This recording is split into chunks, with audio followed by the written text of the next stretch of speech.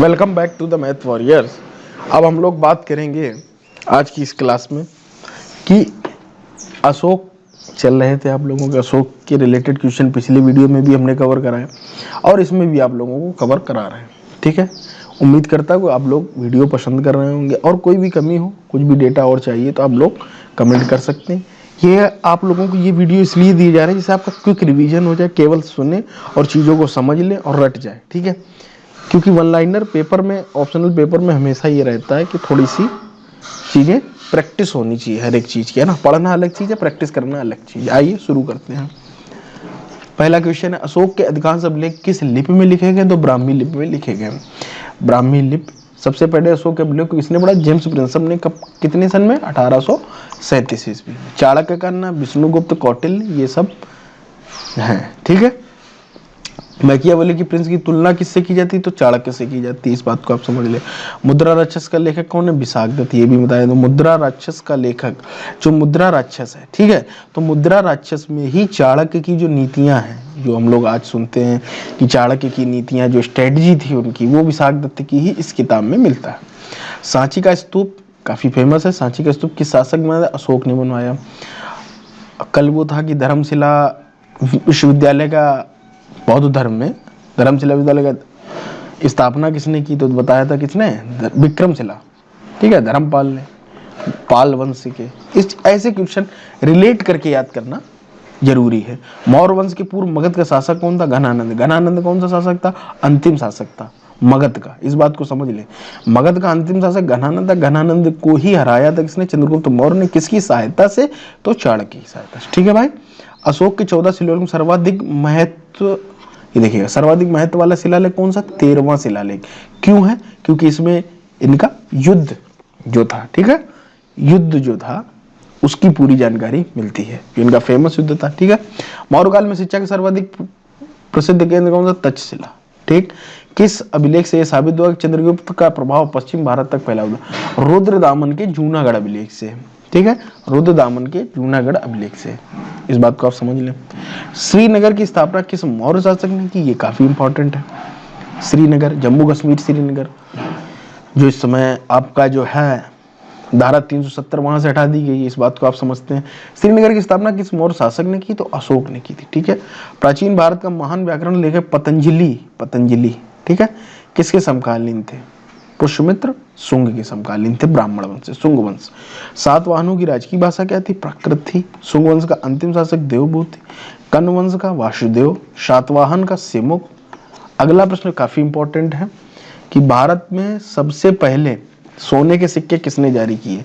तो सबसे पहले सोने के सिक्के जो थे हिंद यूनानियों ने जारी किए। कभी कभी इस तरीके से भी लिख के आ जाएगा, इंडो ग्रीक। इस तरीके से आपको देखने को मिलेगा। हिंद यूनानी को ही इस तरीके से भी लिखा जाता है। हिंदू को क्या लिखा था? इंडो। यूनानी क्या बोला जाता है? ग्रीक। इस तरीके से एसएससी क्वेश्चन पूछा गया। इंडो ग्रीक ही लिखा था, हिंद यूनानी नहीं लिखा था। कुषाण वंश का सबसे प्रतापशाली शासक कौन था? तो कनिष्क था। ठीक है, कनिष्क कब राजा बना? 78 ईसा पूर्व। कनिष्क की राजधानी क्या थी? पोरुषपुर, या पेशावर भी बोलते थे इसको, पेशावर। ठीक है, कनिष्क की द्वितीय राजधानी मथुरा। ये काफी इंपॉर्टेंट। कनिष्क ने कश्मीर विजय के बाद वहां पर कौन सा नगर बसाया? कनिष्कपुर। ठीक है, चौथी बौद्ध संगत का अध्यक्ष कौन था? वासुमित्र। ठीक है, कनिष्क के दरबार में महान दार्शनिक कौन रहता था? अश्वघोष। अश्वघोष जी रहते थे। अश्वघोष की रचना, ये मेन इंपॉर्टेंट है, बुद्ध चरित। बुद्ध चरित पूछ देता है किसकी रचना है? तो बुद्ध चरित किसकी थी? अश्वघोष की। ठीक है, और सूत्रालंकार, वो इतनी इंपॉर्टेंट नहीं, लेकिन बुद्ध चरित अक्सर पूछी जाती है। प्रसिद्ध दार्शनिक और वैज्ञानिक नागार्जुन किसके दरबार में रहते? नागार्जुन कनिष्क के दरबार में रहते थे। कनिष्क का दरबारी चिकित्सक कौन था? तो चरक। चरक संहिता, ठीक है, आप लोगों ने पढ़ी होगी। कनिष्क का बौद्ध धर्म में किसने दीक्षित किया? तो अश्वघोष ने। कनिष्क को किसने, अशोक को किसने किया था? उपगुप्त ने। किसने किया था? उपगुप्त से दीक्षा ली थी, उपगुप्त से। ठीक है, भारत का अनिस्टीन किसा कहा जाता? नागार्जुन को। कुषाण वंश का अंतिम शासक वासुदेव। भारत के महान रेशम मार्ग किसने आरंभ किया? कनिष्क ने। भारत के महान रेशम मार्ग किसने आरंभ किया? तो कनिष्क ने। अब हम लोग एक क्विक रिवीजन कर लेते हैं इतने क्वेश्चंस का फटाफट से। अशोक के अधिकांश अभिलेख किस लिपि में थे? ब्राह्मी लिपि में थे। चाणक्य का अन्य नाम विष्णुगुप्त, कौटिल्य इनके निकनेम थे। मैकियावेली की प्रिंस की तुलना किससे की जाती है? तो चाणक्य से की जाती है। ठीक है। मुद्रा राक्षस का लेखक कौन था? विशाखदत्त। सांची का स्तूप किस शासक ने बनवाया? अशोक ने। मौर्य वंश के पूर्व मगध का शासक कौन था? घनानंद। अशोक के 14 शिलालेख में सर्वाधिक महत्व वाला कौन सा शिलालेख है? 13वां शिलालेख। ठीक है। मौर्य काल में शिक्षा का सर्वाधिक प्रसिद्ध केंद्र कौन सा था? तक्षशिला। ठीक है। किस अभिलेख से यह साबित हुआ कि चंद्रगुप्त का प्रभाव पश्चिम भारत तक फैला हुआ था? रुद्रदामन के चूनागढ़ अभिलेख से। श्रीनगर की स्थापना किसने की थी? तो अशोक ने की थी। प्राचीन भारत का महान व्याकरण लेखक पतंजलि किसके समकालीन था? पुष्यमित्र शुंग के। सातवाहनों की राजभाषा क्या थी? प्राकृत थी। शुंग वंश का अंतिम शासक कौन था? देवभूति। कर्ण वंश का शासक वासुदेव। सातवाहन वंश की स्थापना किसने की? सिमुक ने। भारत में सबसे पहले सोने के सिक्के किसने जारी किए? हिंदी, यूनानी या इंडो ग्रीक। कुषाण वंश का सबसे प्रतापशाली शासक कनिष्क। कुषाण वंश का सबसे प्रतापशाली शासक कनिष्क। कनिष्क राजा कब बना? तो 78 ईस्वी में। कनिष्क की राजधानी कहाँ थी? पुरुषपुर। पूछ देता कि कनिष्क की द्वितीय राजधानी कहाँ थी? तो मथुरा। कनिष्क ने कश्मीर विजय के बाद कौन सा नगर बसाया? तो कनिष्कपुर। ठीक है। चौथी बौद्ध संगत का अध्यक्ष कौन था? वासुमित्र था।